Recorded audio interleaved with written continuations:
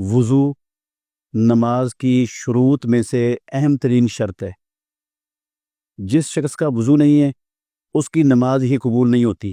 رسول مکرم صلی اللہ علیہ وسلم نے فرمایا لا تقبل صلاۃ بغیر طہور، لا تقبل صلاۃ احدکم اذا احدث حتی یتوضا، کہ جب بندہ بے وضو ہو وہ وضو نہ کر لے اس وقت تک اس کی نماز قبول نہیں کی جاتی۔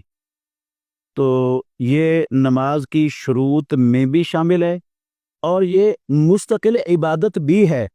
بندہ جب وضو کرتا ہے تو رسول مکرم صلی اللہ علیہ وسلم کی حدیث ہے جس نے میرے اس وضو کے طریقے کے مطابق وضو کیا اللہ رب العالمین اس کے سارے گناہوں کو معاف کر دے گا۔ صحیح مسلم شریف کے اندر ایک حدیث ہے، یہ حضرت عثمان بن عفان رضی اللہ عنہ کی روایت ہے۔ انہوں نے رسول اللہ صلی اللہ علیہ وسلم کے طریقے پر وضو کر کے دکھایا اور کہا کہ رسول اللہ صلی اللہ علیہ وسلم نے فرمایا من توضأ نحو وضوئی ھذا، جس نے میرے اس وضو جیسے وضو کیا پھر اس نے نماز پڑھی تو اس کے سارے گناہ وضو سے مٹ جائیں گے۔ نماز کے لیے چلنا اور نماز پڑھنا یہ اس کے درجات کی بلندی کے لیے مزید نیکیاں بن جائیں گی۔ اور ایک حدیث یہ بھی ہے وضو کی فضیلت کے حوالے سے صحیح مسلم میں، عمر بن انبسہ یا عمر بن عباسہ رضی اللہ عنہ، ان کے اسلام لانے کا واقعہ امام مسلم رحمۃ اللہ علیہ نے بیان کیا ہے۔ اس میں انہوں نے وضو کے بارے میں پوچھا تو آپ نے بتایا کہ جب بندہ ہاتھ دھوتا ہے ہاتھ سے ساری غلطیاں نکل جاتی ہیں، جب چہرہ دھوتا ہے تو چہرے کی ساری غلطیاں اور گناہ داڑھی کے بالوں کی نوکوں سے نکل جاتی ہیں، سر کا مسح کرتا ہے، پاؤں دھوتا ہے، اس میں یہ لفظ ہیں۔ پھر جب بندہ وضو کرنے کے بعد رسول اللہ صلی اللہ علیہ وسلم کے طریقے جیسا وضو کرنے کے بعد جب 2 رکعتیں پڑھتا ہے ان رکعتوں میں اپنے دل سے بھی بات نہیں کرتا تو یسیرو کہیئتہ ولدتہ امہ، صحیح مسلم شریف کی حدیث کے لفظ ہیں۔ امام الانبیاء نے کہا وہ ایسے ہو جاتا ہے جیسے اس کی ماں نے اسے ابھی جنم دی ہے۔ بڑی عظیم الشان عبادت ہے وضو۔ بڑے بد نصیب ہیں وہ مسلمان جن کو اللہ رب العالمین نے اپنے گناہوں کو معاف کروانے کا اتنا آسان اور اتنا بڑا موقع دیا ہے اور نہ وہ نماز پڑھتے ہیں اور نہ ان کو وضو کرنے کی توفیق ہوتی ہے۔ اللہ تعالیٰ سب کو سمجھ عطا فرمائے۔ تو اللہ کے نبی محمد الرسول اللہ صلی اللہ علیہ وسلم وضو کیسے کرتے تھے آپ کو انشاءاللہ وضو کر کے بھی دکھاؤں گا۔ سب سے پہلی چیز وضو کے اندر وہ ہے نیت، فرض ہے۔ کوئی بھی عمل مومن کا نیت کے بغیر نہیں ہوتا۔ رسول اللہ صلی اللہ علیہ وسلم نے فرمایا انما الاعمال بالنیات، یہ وضو کے فرائض میں شامل ہے۔ اور دوسرا ہے رسول اللہ صلی اللہ علیہ وسلم نے فرمایا لا وضوء لمن لم یذکر اسم اللہ علیہ، اس بندے کا وضو نہیں جس نے وضو پر اللہ رب العالمین کا نام نہ لیا۔ یہ حسن لغیرہ کے درجے کی حدیث بن جاتی ہے۔ علامہ ناصر الدین البانی رحمۃ اللہ علیہ نے صحیح الجامع کے اندر اس کو صحیح قرار دیا ہے۔ اور ایک حدیث صحیح بخاری اور مسلم میں ہے، رسول اللہ صلی اللہ علیہ وسلم نے فرمایا توضؤ بسم اللہ، اللہ کے نام کے ساتھ وضو کرو۔ یہ حکم ہے محمد رسول اللہ صلی اللہ علیہ وسلم کا، اور اللہ کے نبی جس کام کا حکم دے دیں وہ کام کرنا فرض ہو جاتا ہے وضو میں۔ جو جان بوجھ کر وضو پر بسم اللہ نہیں کہتا اس کا وضو نہیں ہوتا، اس نے فرض چھوڑ دیا وضو کا۔ اسی طرح اگر وہ شروع میں بسم اللہ پڑھنا بھول گیا ہے تو جب اس کو یاد ہے وضو کے دوران پاؤں دھوتے ہوئے یاد ہے جو اسی وقت پڑھ لے تو وہ وضو پر اللہ کا نام انشاءاللہ الرحمن ہو جائے گا۔ نیت کی پہلے پھر بسم اللہ کہا، اور یہ ہاتھ دیکھیں میں دھو رہا ہوں اور دونوں ہاتھوں کی انگلیوں کا خلال، یہ بھی خلال کا طریقہ ہے اور یہ بھی خلال کا طریقہ ہے کر رہا ہوں، اور اپنی انگوٹھی کو بھی اپنی جگہ سے ہلا رہا ہوں تاکہ انگوٹھی کے نیچے بھی جگہ تر ہو جائے، اور گھڑی کو بھی ہلا رہا ہوں تاکہ گھڑی کے نیچے والی جگہ بھی تر ہو جائے۔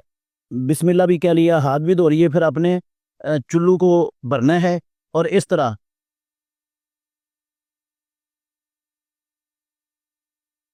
آدھا پانی میں نے منہ میں ڈالا تھا، آدھا ناک میں کھینچ لیا اور بایاں ہاتھ سے ناک کو جھاڑ دیا۔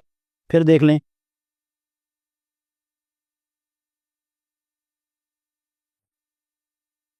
پھر اپنے دونوں ہاتھوں کو بھرنا ہے، لب دونوں ہاتھوں کا،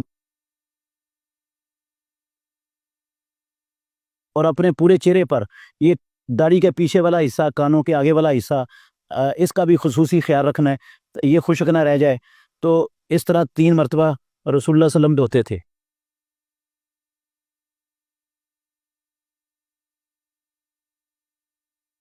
اور پھر 3 مرتبہ دھونے کے بعد آپ دائیں ہاتھ سے چلو بھرتے، ایسے کرتے اور اپنی داڑھی کے اندر انگلیاں پھیر دیتے، یہ داڑھی کا خلال ہو گئے۔ پھر رسول اللہ صلی اللہ علیہ وسلم اپنے سیدھے ہاتھ کو کوہنی تک دھوتے، وہ ایسے بھی ہو سکتا ہے اور آپ ٹوٹی کے نیچے کر کے ایسے بھی کر سکتے ہیں جیسے آپ کے لیے سہولت ہے۔ یہ 3 مرتبہ دھو لیں، پھر بائیں بازو کو 3 مرتبہ دھونے، یہ ہو گیا۔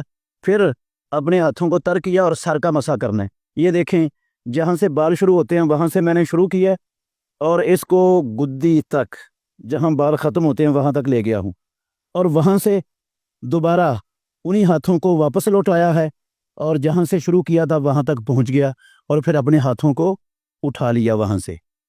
یہ سر کا مسح ہو گیا، اور سر کے مسح کے بعد یہ کانوں کا مسح کرنا ہے۔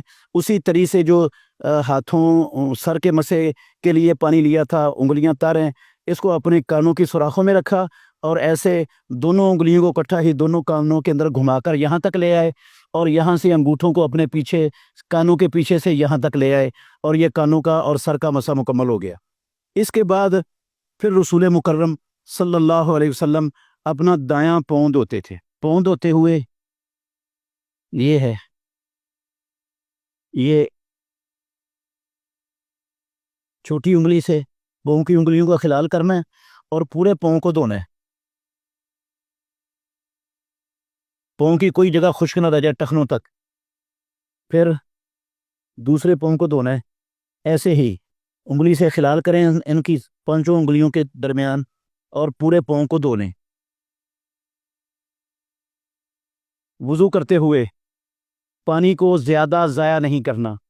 بے شمار لوگ ہیں جو وضو کرتے ہوئے ٹوٹی فل کھول دیتے ہیں، پانی ضائع ہوتا رہتا ہے مسلسل، اور بہت سارا پانی وہ ضائع کر دیتے ہیں۔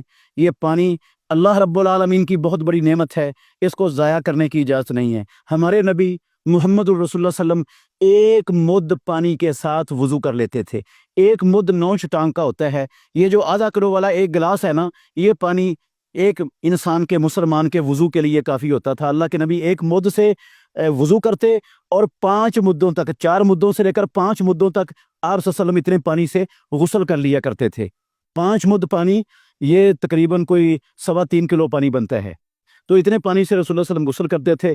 پانی چاہے آپ جاری نہر پر ہوں چاہے ٹوٹی پر بیٹھے ہوں، اس کا خصوصی خیال رکھیں کہ پانی زیادہ ضائع نہ کریں، جتنا کم پانی استعمال ہو سکے اتنا پانی کم استعمال کریں دوران وضو۔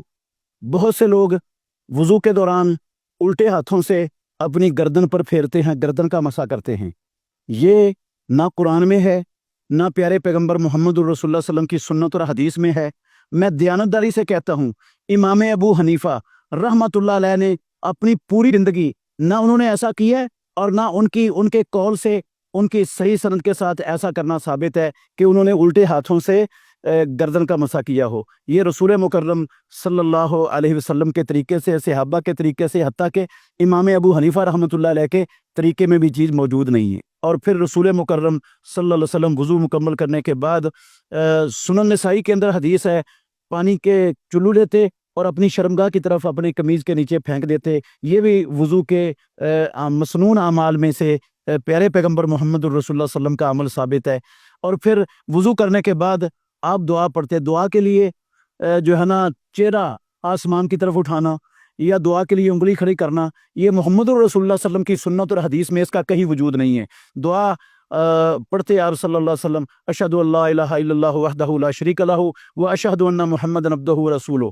اور رسول اللہ صلی اللہ علیہ وسلم سے یہ بھی حسن درجے کی روایت ہے، اللہم اجعلنی من التوابین واجعلنی من المتطہرین۔ پیارے پیغمبر نے فرمایا جو وضو کرنے کے بعد یہ دعا پڑھتا ہے، رب العالمین اس کے لیے آسمانوں کے سارے دروازے کھول دیتے ہیں، وہ جس دروازے سے چاہے جنت میں داخل ہو۔ اور وضو کے بعد جو کفارہ مجلس والی دعا ہے، یہ پڑھنا بھی امام الانبیاء محمد الرسول اللہ صلی اللہ علیہ وسلم سے صحیح حدیث سے ثابت ہے۔